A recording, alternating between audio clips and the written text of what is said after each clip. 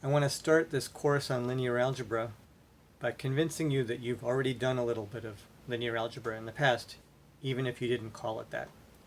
Because computing total price is an example of using linear algebra, and I know you've computed total price in probably many situations. Let's look at an easy example from a restaurant.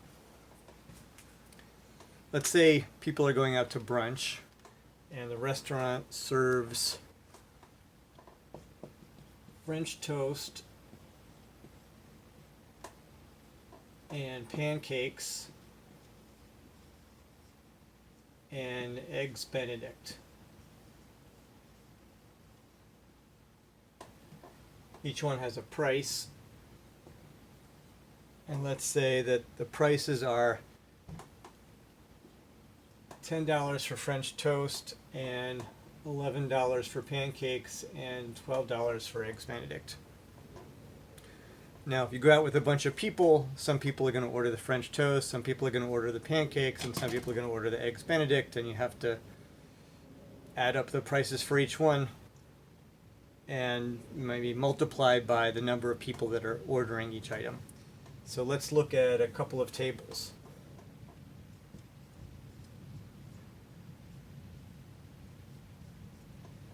So let's say there's 4 tables of people, and let me write F, P, E for the number of orders of French toast, pancakes, and eggs that each table asks for.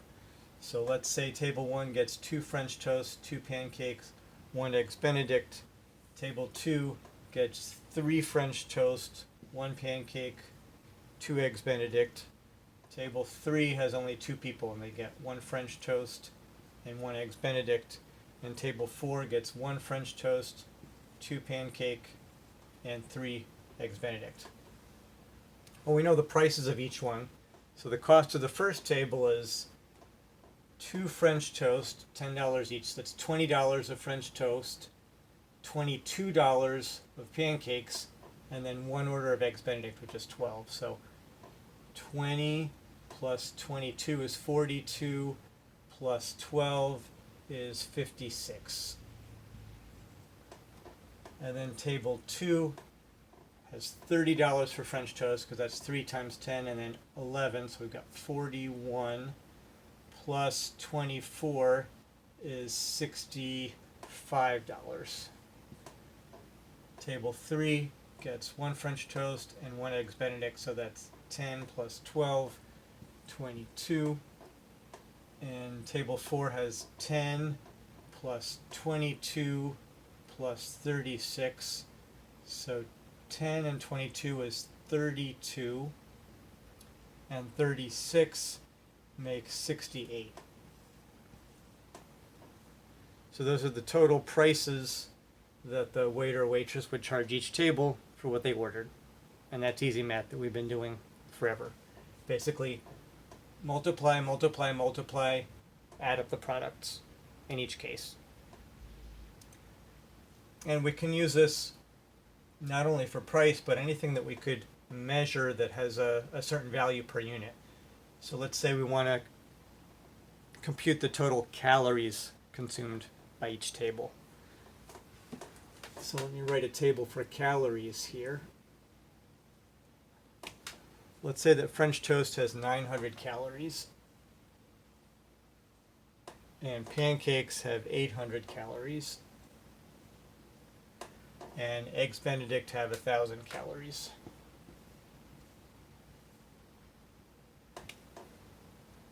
I got these numbers off the internet, and then I sort of rounded them to make them easier. All right, so if we want to compute the number of calories consumed by table 1, it's basically the same computation. 2 people got French toast, so that's 2 times 900. That's 1,800. Plus 2 people got pancakes, that's 2 times 800, so 1,600. 1,900 and 1,600 is 3,500. And then 1 eggs Benedict, so 4,500 calories total. For table 2, we've got 2,700 calories worth of French toast, plus 800, so that's 3,500 plus 2 is 5,500.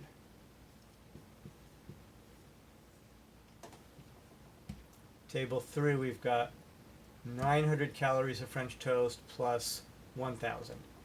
So 1,900. And for table 4, 900 plus 1,600, so that's 2,500 so far, plus 3,000, so 5,500 total. On my notes, I got 4,400 for the first table. So let's do that computation over again. 1,800 plus 16, sorry, that's 1,800. 1,800 and 1,600 is going to be 3,400 plus 1,000 is 4,400. That's where my mistake is.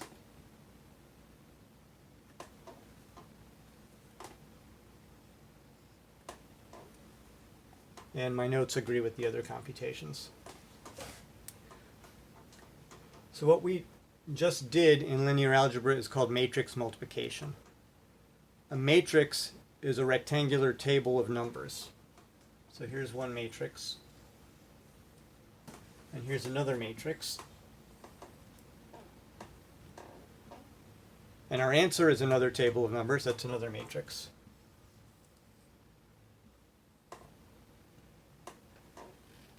And we often talk about the size of a matrix by its number of rows and its number of columns. This is a 4 by 3 matrix.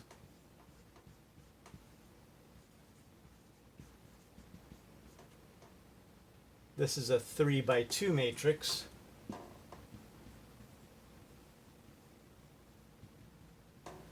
And our answer is a 4 by 2 matrix.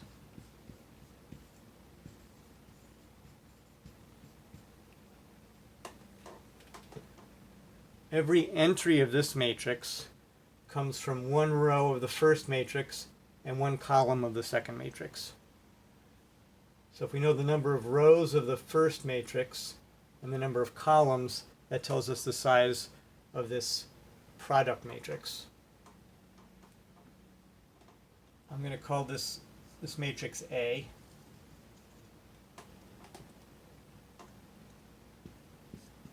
And B will be this price and calorie matrix. And C is our answer matrix. In general, if A is an M by N matrix and B is an N by K matrix, then C is going to have to be an M by K matrix. We get that by looking at the first dimension of the first matrix and the second dimension of the second matrix.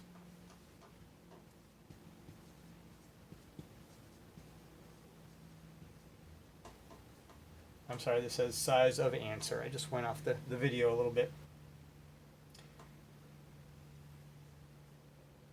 And this type of computation is only possible if the second dimension of the first matrix and the first dimension of the second matrix are the same.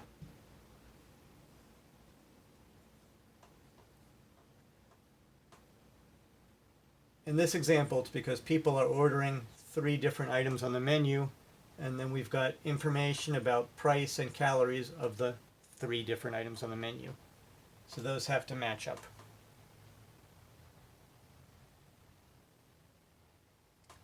So this is the basic linear algebra computation. We've got one matrix and another matrix, and we often multiply them together, as we did in this example, by using ordinary addition and multiplication of numbers. We go multiply, multiply, multiply, add the numbers together. Multiply, multiply, multiply, add the numbers together. Now let me erase this and point out a little bit about each matrix.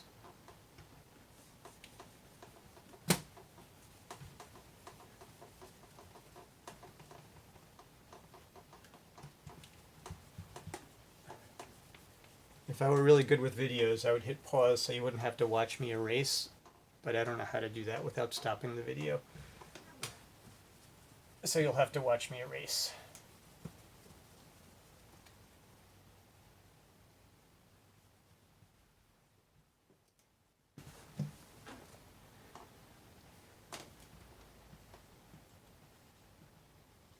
So what we just did was we have this matrix 2, 2, 1, 3, 1, 2, 1, 0, 1, 1, 2, 3, and we multiplied it by 10, 900, 11, 800, 12, 1000,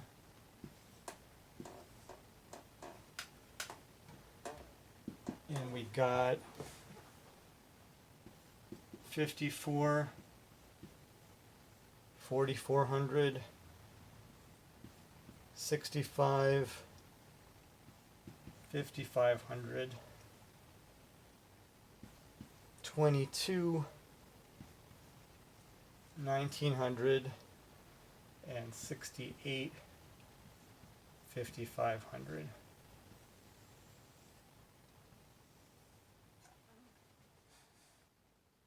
And I think that the easiest way to do this, when you've got two matrices to multiply, is to take one of the matrices and drop it down. So let me move this matrix down. Actually, I'll write it over again. 2, 2, 1, 3, 1, 2, 1, 0, 1, 1, 2, 3. And then write the other matrix up here. 10, 900, 11, 800, 12, 1000.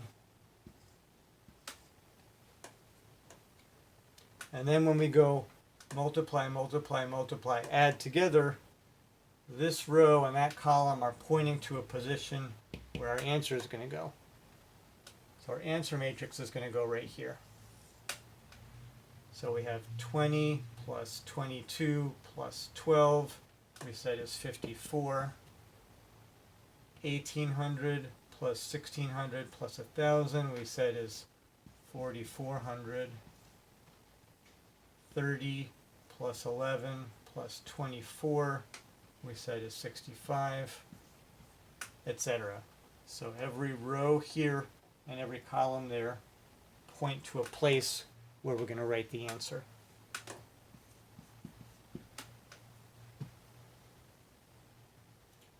Now I called this matrix, this first matrix A, and the second one B, and the third one C. Now if we want to talk about just one of the entries of A, we usually use a lowercase letter. Let me erase these copies of the matrices, and maybe I should write all of C down here so that we have it. 65, 5500, 22, 1900, 68, 5500.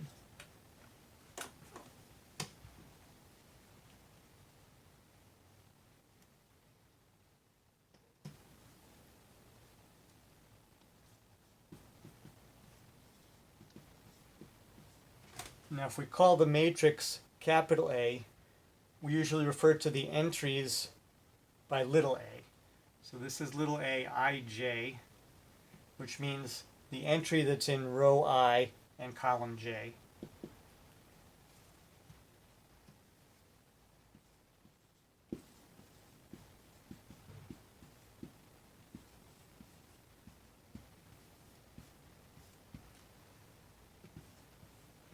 So that means that A 1, 2 is 2 because row 1, column 2 has a 2 in it. And A2, 1, which is not necessarily the same as A1, 2, is the entry we see in row 2 in column 1. That's a 3.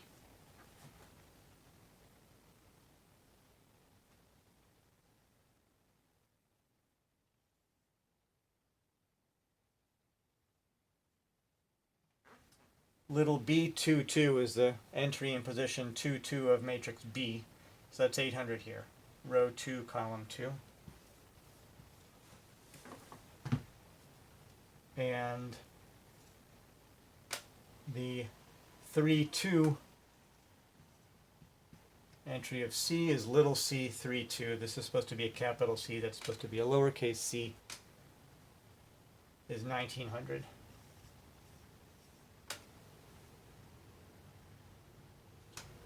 Sometimes it's convenient to talk about a whole row of a matrix or a whole column.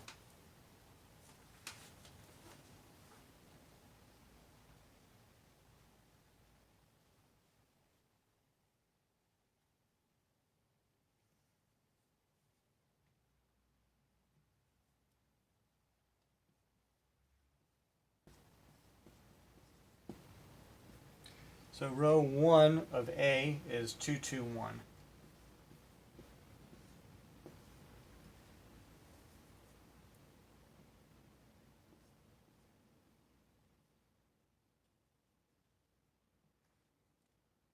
I like to denote that A sub 1 dot to mean A11, A12, A13. So A1, all possible columns, is the dot.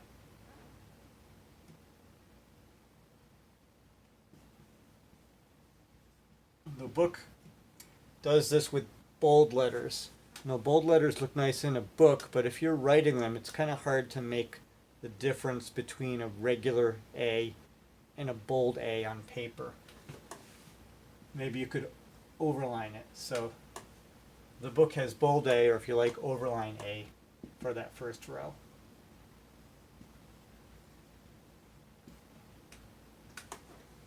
Which of course is 2, 2, 1.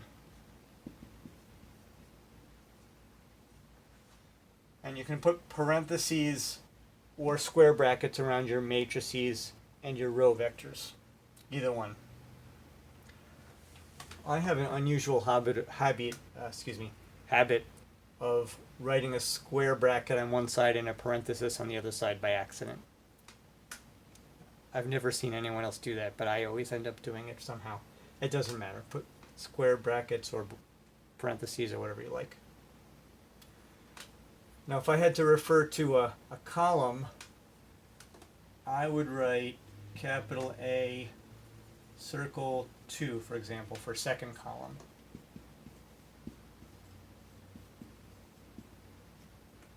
Now let me get rid of B, because I really don't need it anymore.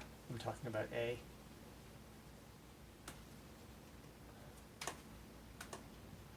So that would be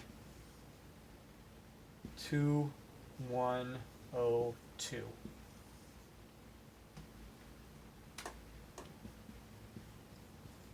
Now the book writes bold A2 for this. So it's exactly the same notation as for row 2, which I think is confusing.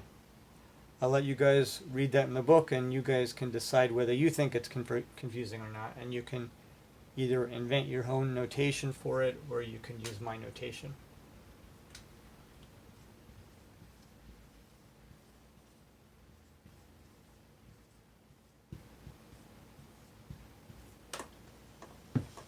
So column 2 of A is 2, 1, 0, 2. And these skinny matrices that have only one column or one row are called vectors.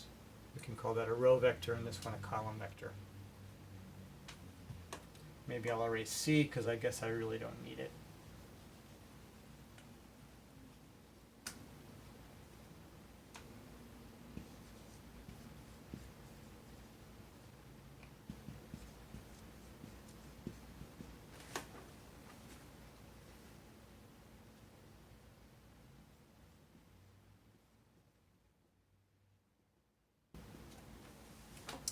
So that's a column vector, and that's a row vector, or one row of the matrix, one column of the matrix.